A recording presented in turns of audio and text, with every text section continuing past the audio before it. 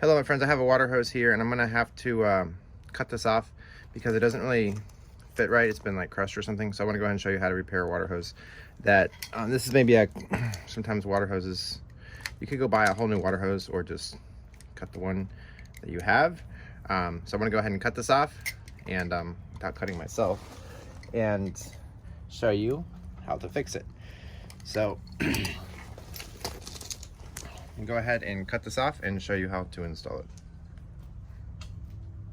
Alright, so I'm going to probably do a link in the description so you can buy one of these or something like this similar. But basically this one is a little different than some of the others because you can basically take this and just, this is what it looks like, and you just insert it in and you just push in. This one is for 5/8, but there may be different sizes. So let's go ahead and shove this in like so.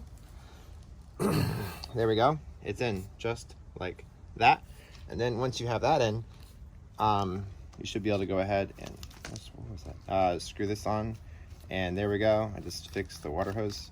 So let me know what you think. Please subscribe, turn on notifications. I love y'all. You're amazing, and bye.